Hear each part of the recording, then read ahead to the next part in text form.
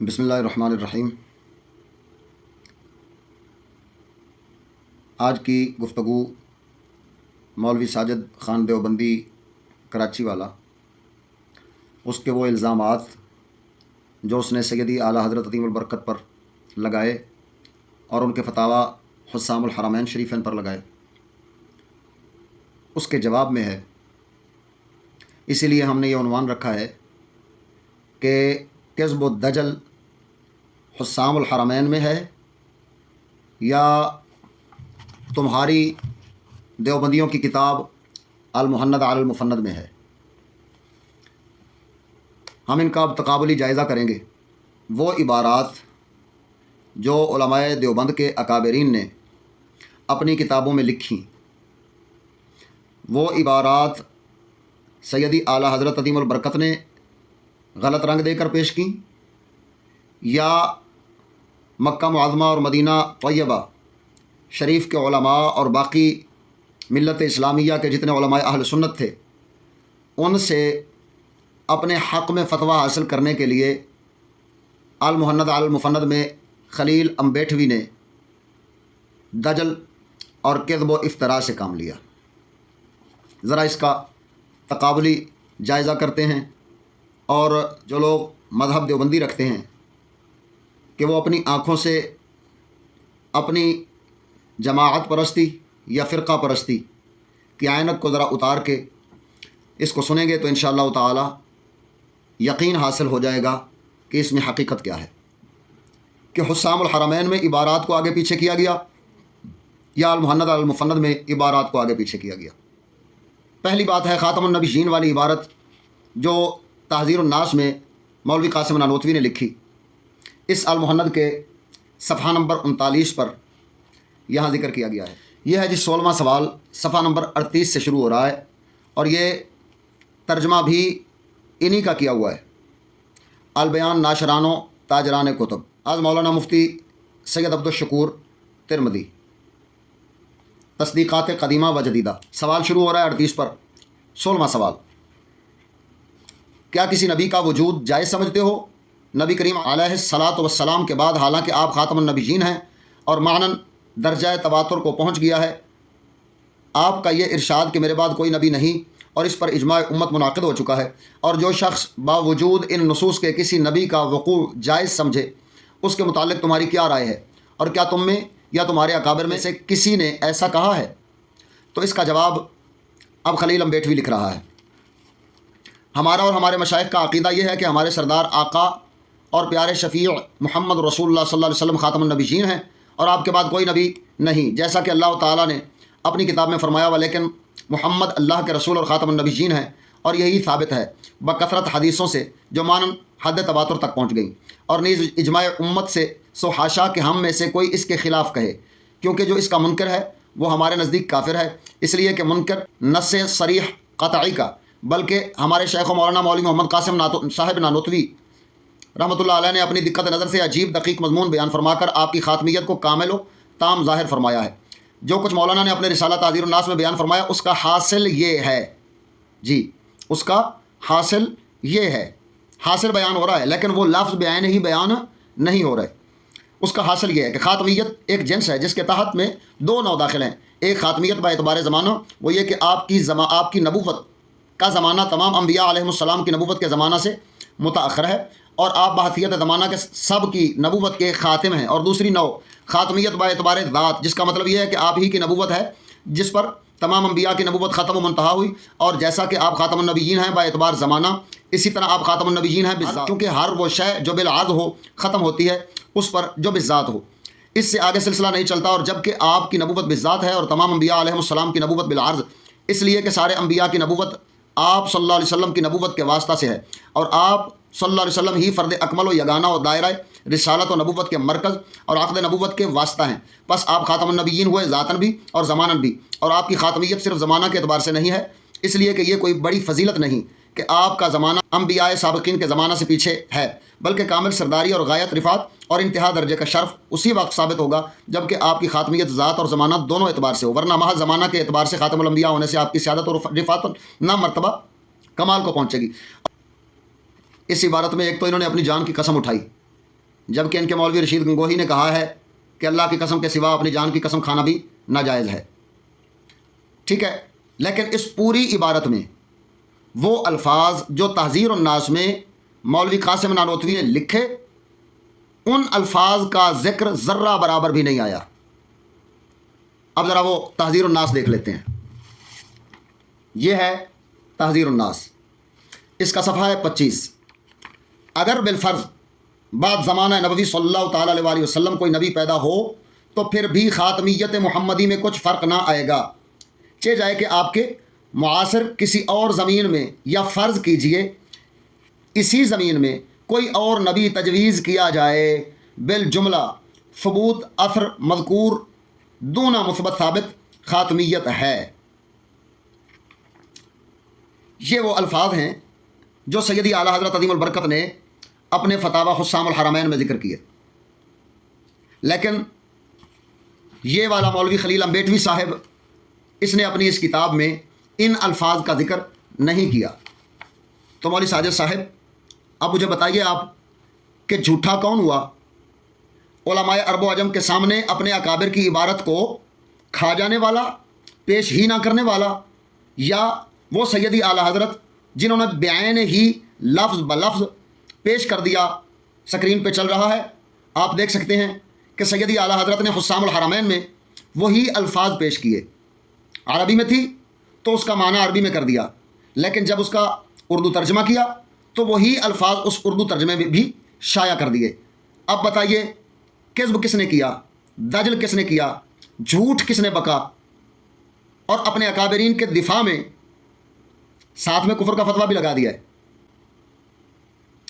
لیکن ادھر میں ایک بات کر کے جاؤں، مثال یہ بنتی ہے جیسے تمہارے مولوی نے کہا اگر فرض بعد زمانہ نبوی صلی اللہ تعالیٰ علیہ وسلم کوئی نبی آ جائے تو خاتمیت محمدی میں فرق نہیں پڑتا، تو اس کی میں یوں مثال دے سکتا ہوں، دے نہیں رہا لیکن صحیح مثال اس کی بنتی یہ ہے، میں بتا رہا ہوں آپ کو، میں نہیں کہہ رہا، میں صرف بتا رہا ہوں کہ یہ مثال آپ کی صحیح معنوں میں بنتی ہے۔ وہ کیا ہے کہ اگر بالفرض آپ کی بیوی کا کوئی دوسرا شوہر ہو جائے تو آپ کی شوہریت میں فرق نہیں پڑتا۔ ناراض نہیں ہونا آپ نے اس بات سے، میں نے کوئی بے ادبی والی بات نہیں کی ہے، میں گالی نہیں دے رہا ہوں آپ کو، آپ بلا وجہ ناراض نہ ہو جائیں۔ میں یہ کہہ رہا ہوں کہ صحیح مثال یہ بنتی ہے کہ اگر بالفرض آپ کی بیوی دوسرا شوہر کر لے تو آپ کی شوہریت میں فرق نہیں پڑتا۔ اب آپ غصے ہو کے مجھے گالیاں دے رہے ہوں گے، پکی بات ہے، اور آپ کے چیلے چپاٹے وہ بھی گالیاں دے رہے ہوں گے، ٹھیک ہے، دینا بھی چاہیے آپ کو، کیونکہ آپ کو غیرت آ رہی ہے نا، غصہ آ رہا ہے کس بات کا کہ آپ کی بیوی کے دوسرے شوہر کا ذکر کر دیا میں نے۔ اب تم کہو گے حضرت جی یہ کیسی بات کر دی؟ ایک وقت میں عورت ایک ہی شوہر رکھ سکتی ہے، اگر اس کو طلاق ہو تو پھر وہ دوسرے شوہر کے پاس جا سکتی ہے، لہذا پہلے شوہر کی شوہریت میں فرق تو پڑ جائے گا، اس کے خامد ہونے میں فرق تو پڑ جائے گا کہ وہ اس کا خامد نہیں رہے گا، تبھی تو وہ دوسرے شوہر کے پاس جائے گی۔ تو مولوی جی یہی مثال بنتی ہے بعین ہی کہ جب سید عالم صلی اللہ تعالیٰ علیہ وسلم خاتم النبیین ہیں تو حضور کی ختم نبوت کے بعد اگر کوئی نبی آ گیا بالفرض تو پھر تو حضور کی خاتمیت نہ رہی، پھر تو آپ کی خاتمیت میں فرق آ گیا، تو پھر تمہارے مولوی صاحب یہ کیسے بک سکتے ہیں کہ آپ کی خاتمیت میں فرق نہیں پڑتا، اور اس سے آپ کی عزت اور تعظیم کا بیان ہو رہا ہے اور آپ کی عظمت و بلندی کا بیان ہو رہا ہے۔ یہی دھوکہ دے کے آپ ان اپنے بچوں کو اور طلباء کو برباد کر رہے ہیں، ان کے پتہ نہیں عقیدوں کو تم مضبوط کیسے بنا لیتے ہو اتنے بڑے جھوٹ اور مکر و فریب اور دجل کرنے کے بعد۔ اسی طرح کی یہ تو ایک مثال ہے، لہذا دیکھو نا قرآن مجید میں بھی موجود ہے، وہ مثال بنتی نہیں ہے جو میں نے مثال بنا کے دی ہے، یہ بعین ہی لفظ بلفظ تمہارے مولوی کے برابر آ رہی ہے، لیکن یہ مثال میں بتا رہا ہوں، دے نہیں رہا، صرف بتا رہا ہوں کہ یہ مثال اس کے برابر بنتی ہے، لیکن یہ مثال دینا حرام ہے۔ میں اس لیے نہیں دے رہا، کس وجہ سے؟ کیونکہ اس پر نص قطعی آ گئی، کیا کہ عورت وہ ایک شوہر کے نکاح میں رہ سکتی ہے، جب ایک اس کو طلاق دے دے گا تو پھر وہ دوسرا شوہر کرے گی، ورنہ وہ دوسرا شوہر کر نہیں سکتی۔ تو ایسے ہی مولوی جی خاتمیت محمدی پر بھی نص قطعی وارد ہو گئی، لہذا اس جگہ پر بھی یہ مثال دینا جائز نہیں بنتا بلکہ حرام اور کفر بنتا ہے۔ پتہ نہیں کہاں سے پڑے ہو یار، اور کس طرح سے ان بچوں کو دھوکے دے رہے ہو تم، اور ان بیچارے سادہ لوگ مسلمانوں کو دھوکہ دے کر تم اپنے ساتھ جوڑ کے رکھتے ہو ان لوگوں کو۔ تو یہ دغا بازی کی تمہارے اس المحند والے مولوی صاحب نے۔ سیدی اعلیٰ حضرت نے وہی عین عبارت پیش کی کہ اگر بالفرض بعد زمانہ نبوی صلی اللہ تعالیٰ علیہ وسلم کوئی نبی آ جائے تو حضور کی خاتمیت میں فرق نہیں پڑتا. یہ سارے الفاظ بیان ہی جو آپ کی اسکرین پر چل رہے ہیں دیکھ لیجئے کہ حسام الحرمین میں بالکل بیان ہی یہی والے الفاظ وہ ذکر کیے گئے اور نقل کیے گئے. اب چلتے ہیں اگلی بات کی طرف. اسی المحند کے صفحہ نمبر 42 پر تمہارے مولویوں کی سچائیاں میں بیان کروں ذرا پتہ چلے تمہیں کہ حسام الحرمین وہ جھوٹا فتویٰ تھا یا یہ تمہاری المحند جھوٹوں کا پلندہ ہے. ذرا دیکھ لو یہ صفحہ نمبر 42 ہے. اس سے پہلے صفحہ نمبر 41 پہ 17واں سوال کیا ہوا ہے. وہ کیا ہے؟ کیا تم اس کے قائل ہو کہ جناب رسول اللہ صلی اللہ علیہ وسلم کو بس ہم پر ایسی فضیلت ہے جیسے بڑے بھائی کو چھوٹے بھائی پر ہوتی ہے؟ اور کیا تم میں سے کسی نے کسی کتاب میں یہ مضمون لکھا ہے؟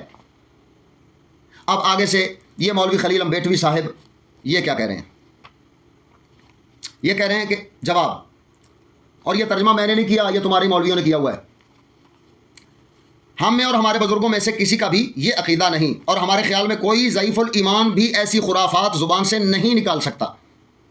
اور جو اس کا قائل ہو کہ نبی کریم علیہ الصلوۃ والسلام کو ہم پر بس اتنی فضیلت ہے جتنی بڑے بھائی کو چھوٹے بھائی پر ہوتی ہے، تو اس کے متعلق ہمارا عقیدہ یہ ہے کہ وہ دائرہ ایمان سے خارج ہے، اور ہمارے تمام گزشتہ اکابر کی تصنیفات میں اس عقیدہ واہیہ اور وہ حضرات جناب رسول اللہ صلی اللہ تعالیٰ علیہ وسلم کے احسانات اور وجوہ فضائل تمام امت پر بتصریح اس قدر بیان کر چکے اور لکھ چکے ہیں کہ سب تو کیا ان میں سے کچھ بھی مخلوق میں سے کسی شخص کے لیے ثابت نہیں ہو سکتے. اگر کوئی شخص ایسے واہیات خرافات کا ہم پر یا ہمارے بزرگوں پر بہتان باندھے وہ بے اصل ہے اور اس کی طرف توجہ بھی مناسب نہیں، اس لیے کہ حضرت کا افضل البشر اور تمام مخلوقات سے اشرف اور جمی پیغمبروں کا سردار اور سارے نبیوں کا امام ہونا ایسا قطعی امر ہے جس میں ادنا مسلمان بھی تردد نہیں کر سکتا. اور باوجود اس کے بھی اگر کوئی شخص ایسی خرافات ہماری جانب منسوب کرے تو اسے ہماری تصنیفات میں موقع محل بتانا چاہیے تاکہ ہم ہر سمجھدار منصف پر اس کی جہالت و بدفہمی اور الحاد و بددینی ظاہر کریں. نمبر 1 تو مولوی خلیل امبیٹوی نے فتویٰ لگا دیا کہ ایسا کہنے والا کافر ہے، اور نمبر 2 اس نے صاف صاف انکار کر دیا کہ ہمارے اکابرین میں سے کسی کی یہ عبارت نہیں ہے. ٹھیک ہے جی. اب ذرا چلتے ہیں کہ یہ عبارت سیدی اعلیٰ حضرت نے جو حسام الحرمین میں بیان کی وہ کس کتاب کی عبارت ہے. یہ ہے تقویۃ الایمان، اس کا صفحہ نمبر ہے 96 اور یہ مکتبہ محمدیہ والوں نے چھاپی ہے. بات پیچھے سے چل رہی ہے حدیث عائشہ ذکر کی جس کے آخر میں لفظ وَأَكْرِمُوا أَخَاكُمْ اور اپنے بھائی کی تم عزت کرو یہ لفظ آیا. لیکن اس کے بعد اب اسماعیل دہلوی اپنا عقیدہ بیان کر رہا ہے حدیث کی شرح کرتے ہوئے. وہ کہہ رہا ہے یعنی تمام انسان آپس میں بھائی بھائی ہیں، جو بہت بزرگ ہو وہ بڑا بھائی ہے، اس کی بڑے بھائی کی سی تعظیم کرو، باقی سب کا مالک اللہ تعالیٰ ہے، عبادت اسی کی کرنی چاہیے. معلوم ہوا کہ جتنے اللہ کے مقرب بندے ہیں، اب یہاں سے معلوم ہوا سے وہ اپنا عقیدہ بیان کر رہا ہے. معلوم ہوا کہ جتنے اللہ کے مقرب بندے ہیں خواہ انبیاء ہوں یا اولیاء ہوں وہ سب کے سب اللہ تعالیٰ کے بے بس بندے ہیں اور ہمارے بھائی ہیں، مگر حق تعالیٰ نے انہیں بڑائی بخشی تو ہمارے بڑے بھائی کی طرح ہوئے. ہمیں ان کی فرما برداری کا حکم ہے کیونکہ ہم چھوٹے ہیں، لہذا ان کی تعظیم انسانوں کی سی کرو اور انہیں الہ نہ بناؤ. اور یہ بھی معلوم ہوا کہ بعض بزرگوں کی تعظیم درخت اور جانور بھی کرتے ہیں وغیرہ وغیرہ وغیرہ وغیرہ. تو مولوی خلیل احمد امبیٹوی کے نزدیک یہ مولوی اسماعیل دہلوی کافر ہو گیا اس کی اس المحند کی عبارت کی وجہ سے. المحند کے صفحہ نمبر 42 پر اس نے یہ فتویٰ جڑ دیا اور پیش کر دیا علماء عرب و عجم کے سامنے کہ چلو جی اب اس کی تصدیق کر دو. تو اس کا مطلب ہے کہ یہ مولوی اسماعیل دہلوی تمہاری المحند کے فتوے اور اس پر جتنوں نے تصدیق کی ان سب کے فتووں کے مطابق کافر ہو گیا. اب ذرا آگے چلتے ہیں. یہ ہے تمہارا فتاوی رشیدیہ. اس کے صفحہ نمبر 199 پر کسی نے سوال پوچھا مولوی رشید گنگوہی سے تو وہ جواب دے رہا ہے. سوال کیا ہے؟ جناب مولوی محمد اسماعیل صاحب مرحوم جو ہمراہ سید احمد صاحب علیہ الرحمہ کے شہید ہوئے تھے ان کو مردود کہنا اور بے ایمان کہنا، بے ایمان کافر کہنا درست ہے یا نہیں؟ اور اگر نادرست ہے تو مردود اور بے ایمان کہنے والے کا کیا حکم ہے؟ اور تقویۃ الایمان جو تصنیف مولانا مرحوم کی ہے اس کا مطالعہ کرنا اور پڑھنا اور پڑھانا اچھا ہے یا برا ہے؟ ٹھیک ہے سنیے ذرا. جواب: مولوی محمد اسماعیل صاحب رحمۃ اللہ علیہ عالم متقی اور بدعت کے اکھاڑنے والے اور سنت کے جاری کرنے والے اور قرآن و حدیث پر پورا عمل کرنے والے اور خلق اللہ کو ہدایت کرنے والے تھے اور تمام عمر اسی حالت میں رہے. آخرکار فی سبیل اللہ جہاد میں کفار کے ہاتھ سے شہید ہوئے. پس جس کا ظاہر ایسا ہو وہ ولی اللہ اور شہید تقویۃ الایمان نہایت عمدہ کتاب ہے اور شرک و بدعت میں لاجواب ہے۔ استدلال اس کے بالکل کتاب اللہ اور احادیث سے ہیں۔ اس کا رکھنا اور پڑھنا اور عمل کرنا عین اسلام ہے اور موجب اجر کا ہے۔ اس کے رکھنے کو جو برا کہتا ہے وہ فاسق اور بدعتی ہے۔ اگر اپنے جہل سے کوئی اس کتاب کی خوبی نہ سمجھے تو اس کا قصور فہم ہے۔ کتاب اور مؤلف کتاب کی کیا تقصیر؟ بڑے بڑے عالم اہل حق اس کو پسند کرتے ہیں اور کہتے ہیں کہ اگر کسی گمراہ نے اس کو برا کہا تو وہ خود بال و مضل ہے۔ ٹھیک ہے، اب یہ فتویٰ ہے آپ کا فتاوی رشیدیہ، اور اس کے نزدیک یہ المہند والا بال و مضل ہے۔ وہ تمہارے مولوی کا فتویٰ تمہارے ہی مولوی کے پیٹے پڑ گیا۔ رشید گنگوہی کے نزدیک خلیل امبیٹوی وہ بال و مضل ہے۔ کیوں؟ اس وجہ سے کہ وہ کافر کہہ رہا ہے، اور یہاں پر سوال کیا کیا گیا ہے؟ تقویۃ الایمان کتاب کے متعلق سوال کیا گیا ہے، اور ساتھ میں یہ بھی پوچھا گیا ہے کہ اس کو اگر کوئی کافر کہے یا فلاں فلاں کہے تو اس کے متعلق کیا حکم ہے؟ تو یہ تمہارا مولوی صاحب اس کے فتوے کے مطابق تمہارے یہ خلیل امبیٹوی مولوی صاحب یہ بال و مضل ہو گئے، گمراہ ہو گئے۔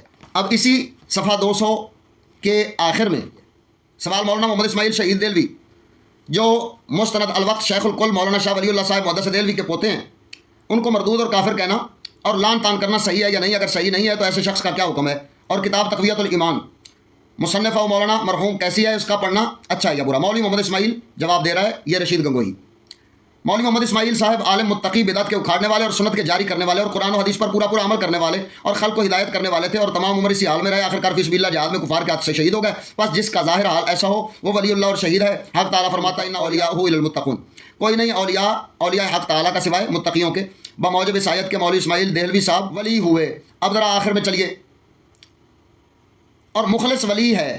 ایسے شخص کو مردود کہنا خود مردود ہونا ہے، اور ایسے مقبول کو کافر کہنا خود کافر ہونا ہے۔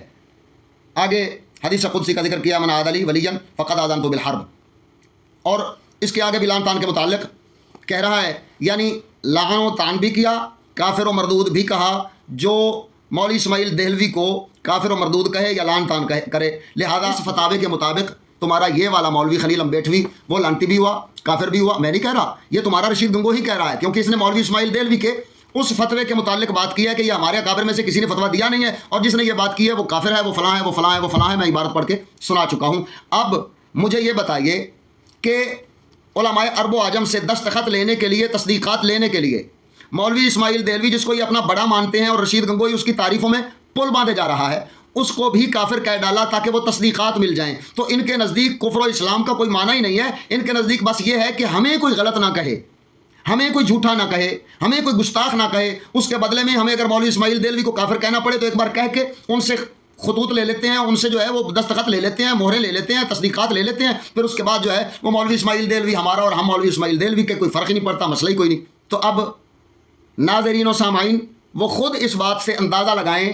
کہ حسام الحرمین جس میں بعین ہی مولوی اسماعیل کی وہی عبارت نقل کی گئی، وہ حسام الحرمین کے فتویٰ والے، فتویٰ لگانے والے اور تصدیقات کرنے والے وہ جھوٹے تھے، کذاب تھے، مکار و دجال تھے، یا آپ کے یہ حضرت مولانا خلیل احمد امبیٹوی صاحب دجال تھے، مکار تھے اور کذاب تھے؟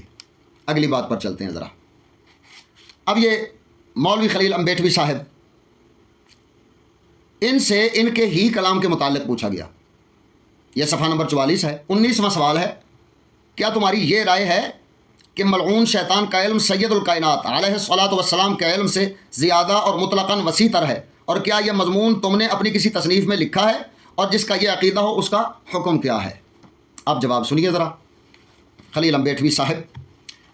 جواب، اس مسئلہ کو ہم پہلے لکھ چکے ہیں کہ نبی کریم علیہ السلام کا علم، حکم و اسرار وغیرہ کے متعلق مطلقاً تمام مخلوقات سے زیادہ، اور ہمارا یقین ہے کہ جو شخص یہ کہے کہ فلاں شخص نبی کریم علیہ السلام سے اعلم ہے وہ کافر ہے، اور ہمارے حضرات اس شخص کے کافر ہونے کا فتویٰ دے چکے ہیں جو یوں کہے کہ شیطان ملعون کا علم نبی علیہ السلام سے زیادہ ہے۔ پھر بلا ہماری کسی تصنیف میں یہ مسئلہ کہاں پایا جا سکتا ہے؟ ہاں، کسی جزئی حادثہ حقیر کا حضرت کو اس لیے معلوم نہ ہونا کہ آپ نے اس کی جانب توجہ نہیں فرمائی، آپ کے عالم ہونے میں کسی قسم کا نقصان نہیں پیدا کر سکتا، جبکہ ثابت ہو چکا کہ آپ ان شریف علوم میں جو آپ کے منصب اعلیٰ کے مناسب ہے ساری مخلوقات سے بڑے ہوئے ہیں، جیسا کہ شیطان کو بتھیرے حقیر حادثوں کی شدت التفات کے سبب اطلاع مل جانے سے اس مردود میں کوئی شرافت اور علمی کمال حاصل نہیں ہو سکتا، کیونکہ ان پر فضل و کمال کا مدار نہیں ہے۔ اس سے معلوم ہوا کہ یوں کہنا کہ شیطان کا علم سیدنا رسول اللہ صلی اللہ علیہ وسلم کے علم سے زیادہ ہے ہرگز صحیح نہیں، جیسا کہ کسی ایسے بچے کو جس کسی جزی کی اطلاع ہو گئی ہو، یوں کہنا صحیح نہیں کہ فلاں بچہ کا علم بحر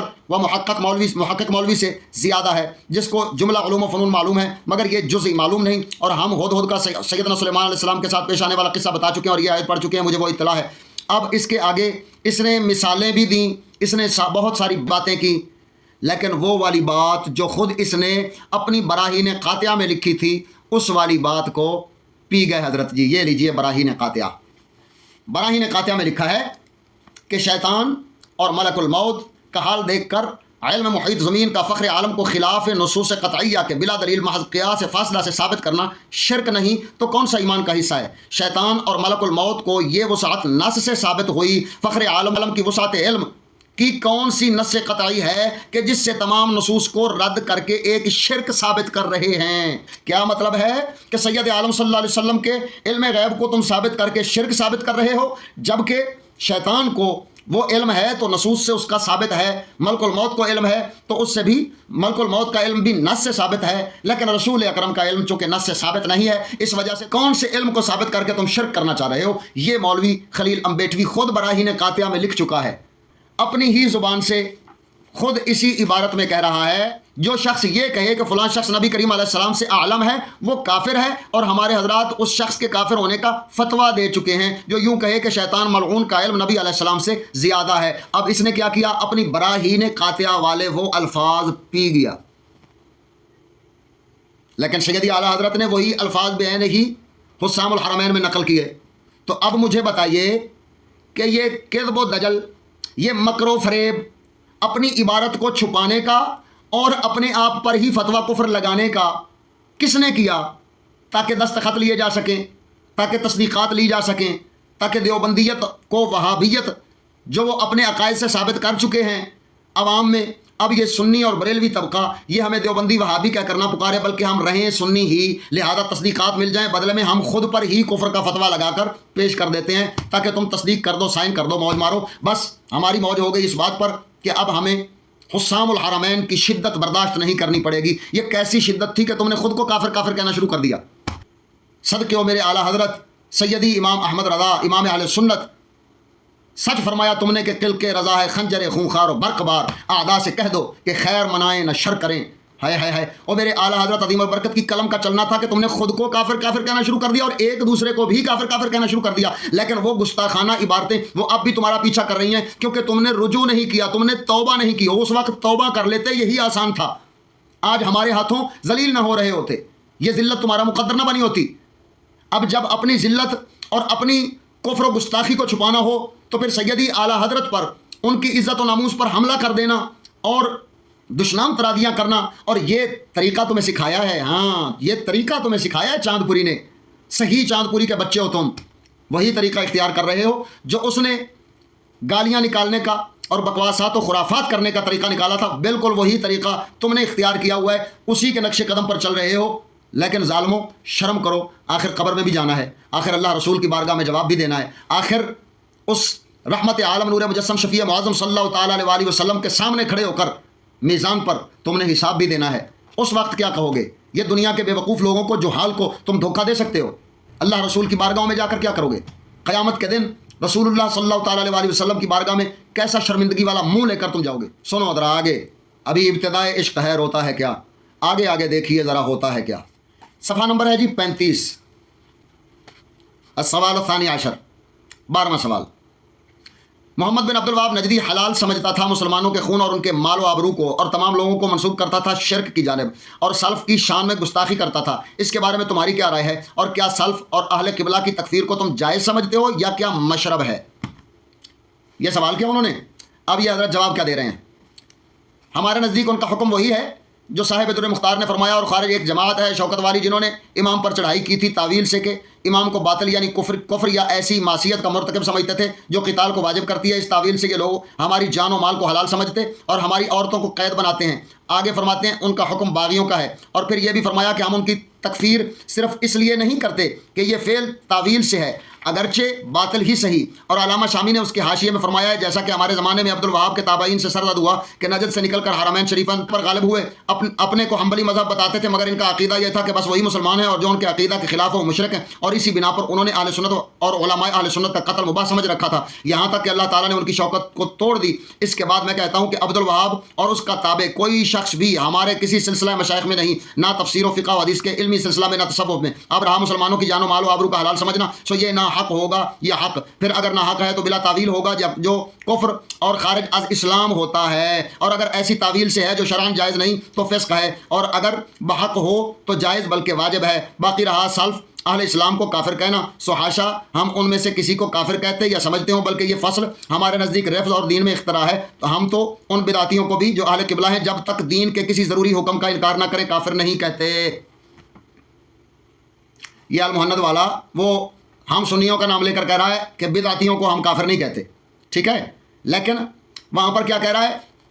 بڑی چتر اور چلاکی سے اس نے نام لیے بغیر 3-4 شکیں بنائیں کہ ان کا یہ مسئلہ بیان کرنا کہ مسلمانوں کا خون حلال ہے، ان کی عورتیں جو ہے وہ ان پر حلال ہیں، یہ والا ان کا تعویل کرنا اور حکم شرعی لگانا. اس کی 3 صورتیں ہیں، 4 صورتیں اس نے بیان کر دیں اور 4 صورتوں پر اس نے علیحدہ علیحدہ حکم لگا دیا، لیکن وہابیوں پر اس نے کوئی بھی حکم لگایا نہیں. یہ چتر چلاکی کی اس حضرت مولوی المحند والے خلیل امبیٹوی نے. انہوں نے سوال پوچھا تو جواب میں چتر چلاکی سے کام لے کر وہابیہ کے متعلق ایک شک کفر والی بھی ڈال دی، دوسری فسق والی ڈال دی، اور تیسری جو ہے وہ جائز اور بلکہ واجب والی ڈال دی. تو یہ کہہ کر حضرت نے اپنی جان چھڑوا لی تاکہ دستخط لیے جا سکیں، ان کی تقریضات لی جا سکیں، ان کی تصدیقات لی جا سکیں. لیکن حقیقت کیا ہے؟ ذرا حوصلہ رکھیے. یہ ہے آپ کا فتاوی رشیدیہ 272 آپ کی اسکرین پر چل رہا ہے. سوال: عبد الوہاب نجدی کیسے شخص تھے؟ جواب: محمد بن عبد الوہاب کو لوگ وہابی کہتے ہیں، وہ اچھا آدمی تھا، سنا ہے کہ مذہب حنبلی رکھتا تھا اور عامل بالحدیث تھا، بدعات و شرک سے روکتا تھا، مگر تشدید اس کے مزاج میں تھی. اس سے اگلا صفحہ. سوال: وہابی کون لوگ ہیں اور عبد الوہاب نجدی کا کیا عقیدہ تھا اور کون مذہب تھا اور وہ کیسا شخص تھا، اور اہل نجد کے عقائد میں اور سنی حنفیوں کے عقائد میں کیا فرق ہے؟ آگے جواب دیتا ہے. محمد بن عبد الوہاب کے مقتدیوں کو وہابی کہتے ہیں. ان کے عقائد عمدہ تھے، مزیدار تھے عقائد ان کے، اور مذہب ان کا حنبلی تھا. البتہ ان کے مزاج میں شدت تھی، مگر وہ ان کے مقتدی اچھے ہیں، بہت اچھے ہیں، کیونکہ وہابیاں یاریاں جو سنا، مگر ہاں جو حد سے بڑھ گئے ان میں فساد آ گیا، اور عقائد سب کے معتمد ہیں. اعمال میں فرق حنفی شافعی مالکی حنبلی کا ہے. تو اب بتائیے، یہ فتاوی رشیدیہ کے مطابق اس مولوی صاحب نے عبد الوہاب نجدی کی تعریف کیوں نہ کی؟ اس مولوی عبد الوہاب نجدی کو اچھے لفظوں سے کیوں نہ یاد کیا، بلکہ گول مٹول سی بات کر کے صرف تصدیقات حاصل کرنے کے لیے کذب و افطراء، مکر و فریب اور دھوکہ دہی کا کام کس نے کیا؟ حسام الحرمین والے سیدی اعلیٰ حضرت نے یا تمہارے المحند والے خلیل امبیٹوی نے؟ ابھی ذرا آگے چلیے. یہی آپ کے المحند کا صفحہ نمبر ہے 51 اور سوال ہے 21واں. کیا تم اس کے قائل ہو کہ جناب رسول اللہ صلی اللہ تعالیٰ علیہ وسلم کا ذکر ولادت شرعاً قبیح سیئہ حرام ہے یا اور کچھ؟ اب حضرت کا جواب سنیے ذرا. حاشا کہ ہم تو کیا کوئی بھی مسلمان ایسا نہیں ہے کہ حضرت صلی اللہ تعالیٰ علیہ وسلم کی ولادت شریفہ کا ذکر بلکہ آپ کی جوتیوں کے غبار اور آپ کی سواری کے گدھے کے پیشاب کا تذکرہ بھی کبھی ہو بدعت و سیئہ یا حرام کہے. وہ جملہ حالات جن کو رسول اللہ صلی اللہ علیہ وسلم سے ذرا سا بھی علاقہ ہے ان کا ذکر ہمارے نزدیک نہایت پسندیدہ اور اعلیٰ درجہ کا مستحب ہے، خواہ ذکر ولادت شریف ہو یا آپ کے بول و براز، نشست و برخاست اور بیداری و خواب کا تذکرہ ہو، جیسا کہ ہمارے رسالہ براہین قاطعہ میں متعدد جگہ بصراحت مذکور ہے اور ہمارے مشائخ کے فتویٰ میں مستور ہے. اب یہ حضرت نے میلاد شریف کے حوالے سے جواز کی بات بتائی اور کہا جی بالکل ہم تو اس کو ٹھیک سمجھتے ہیں، ہم تو اس کو صحیح سمجھتے ہیں، اس میں تو ذرہ برابر ہم تو اس کو برکت والا سمجھتے ہیں، حضور کے بول و براز کا ذکر کرنا بھی ہم برکت والا سمجھتے ہیں. مولوی صاحب نے پھر ڈنڈی ماری، مولوی صاحب نے پھر مکر سے کام لیا، لیکن یہ مکر چلے گا نہیں. یہ ہے جی آپ کا فتاوی رشیدیہ اور اس کا صفحہ نمبر 233 سے بات شروع ہو رہی ہے، آگے تک اسی موضوع پر چل رہی ہے. وہ کیا ہے؟ سوال پوچھا گیا حضرت سے، حالانکہ کہیں پر جب ان کے مرشد گرامی کہتے ہیں تو اس وقت تھوڑا سا سر مار لیتے ہیں، جی ٹھیک ہے حضور ایسے ہی ہے جیسے آپ کہتے ہیں، ہم جائز سمجھتے ہیں اس کو. ہم تو اس کے جو بدعات ہیں، جو اس میں بری رسوم ہیں، جو اس میں بری چیزیں داخل ہوئیں، ہم تو ان کو ناجائز اور حرام کہہ رہے ہیں. لیکن مولوی رشید گنگوہی کا یہ فتویٰ ذرا سنیے جو صفحہ نمبر 34 کے آخری 3-4 سطور پر ہے. وہ کیا ہے؟ اس سے پہلے پوچھا گیا مروجہ مجلس میلاد بدعت ہے یا نہیں، ٹھیک ہے. اس کے بعد اور اس پر عنوان دیا ہوا مجلس مولود عرس جس میں خلاف شرع امور نہ ہوں. خلاف شرع امور ہوں تو اس کے لیے تو حکم بیان ہو چکا ہے، وہ ہم بھی کہتے ہیں کہ جس میں خلاف شرع ہوں وہ جائز نہیں ہے. لیکن یہاں پر بات کیا چل جس میں خلاف شرع امور نہ ہوں. سوال، مولود شریف اور عرس کہ جس میں کوئی بات خلاف شرع نہ ہو، جیسے کہ حضرت شاہ عبدالعزیز رحمۃ اللہ علیہ کیا کرتے تھے، آپ کے نزدیک جائز ہے یا نہیں؟ اور شاہ صاحب واقعی مولود اور عرس کرتے تھے یا نہیں؟ جواب، عقد مجلس مولود اگرچہ اس میں کوئی امر غیر مشروع نہ ہو مگر اہتمام و تداعی اس میں بھی موجود ہے، لہذا اس زمانہ میں درست نہیں. وعلی ہذا عرس کا جواب ہے بہت اشیاء ہیں کہ اول مباح تھیں پھر کسی وقت میں منع ہو گئیں. مجلس عرس و مولود بھی ایسا ہی ہے، یعنی اب جائز نہیں ہے. تو اب بتائیے یہ مجلس میلاد و عرس کو ناجائز قرار دینے والا مولوی رشید احمد گنگوہی آپ کا صفحہ نمبر 234 پر 35 پر یہ صحیح فتویٰ دے رہا ہے، یا یہ حضرت خلیل امبیٹوی صاحب جو کہہ رہے ہیں کہ ہاشا، قسم اٹھا کے ہاشا کہ ہم تو کیا کوئی بھی مسلمان ایسا نہیں کرے گا، کیا کہ شرعاً قبیح، سیئہ، حرام یا اور کچھ سمجھتے ہو؟ کیا سمجھتے ہو؟ تو یہ حضرت خلیل امبیٹوی فرما رہے ہیں ہاشا کہ ہم تو کیا کوئی بھی مسلمان ایسا نہیں کہ حضرت کی ولادت شریف کا ذکر بلکہ آپ کی جوتیوں کے غبار اور آپ کی سواری گدھے کے پیشاب کا تذکرہ بھی قبیح و بدعت سیئہ یا حرام کہے. تو ان مولوی صاحب کے نزدیک کوئی بھی مسلمان تو ایسا نہیں کہہ سکتا، لیکن یہ مولوی رشید احمد گنگوہی ایسا کہہ سکتا ہے. جی ہاں، اس کے نزدیک کوئی مسلمان ایسا نہیں کہہ سکتا، لیکن یہ مولوی رشید احمد گنگوہی صاحب یہ اپنے فتاوی رشیدیہ میں ایسا کہہ سکتے ہیں. اب مولوی ساجد کو پتہ ہوگا یا مولوی خلیل امبیٹوی کو پتہ ہوگا کہ یہ حضرت پھر ان کے فتوے کے مطابق کیا بن گئے.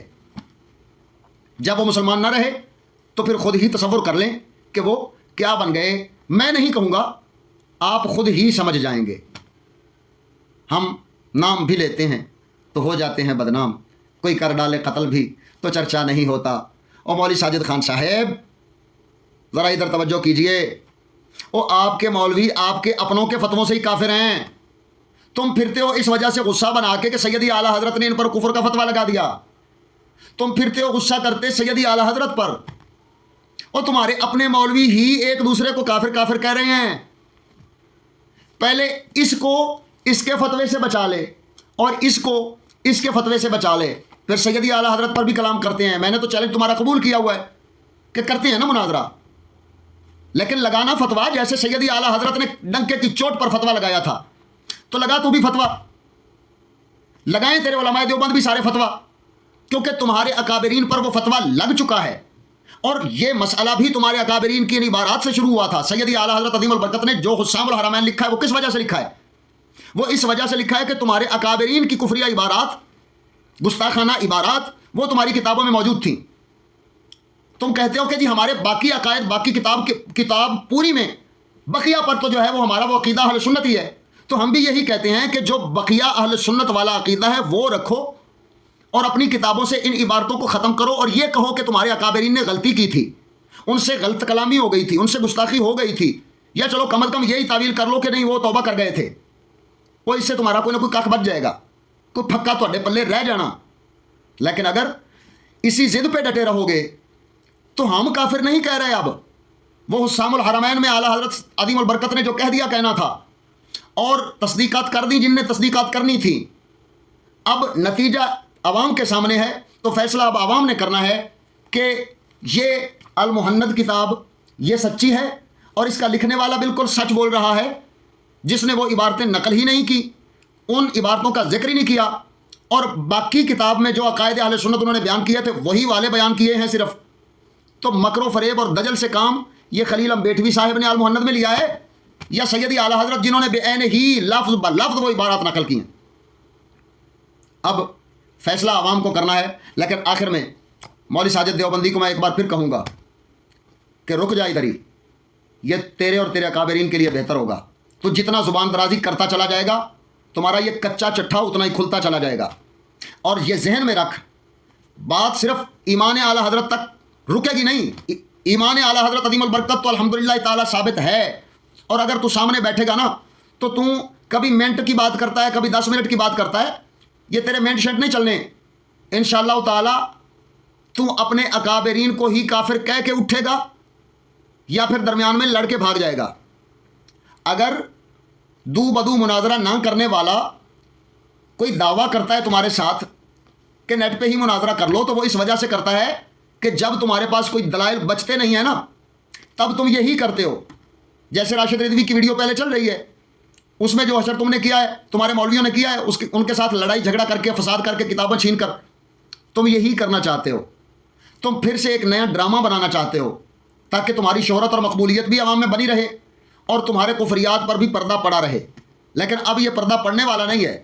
یہ پہلے جیسے تم نے 2 سال تک مسلسل سیدی اعلیٰ حضرت عظیم البرکت کے خلاف زبان درازیاں کی ہیں، تو حوصلہ کر، ہمارے 2 مہینے بھی برداشت نہیں کر پائے گا تو. بہتر یہی ہے کہ یہیں پر روک دے اس بات کو.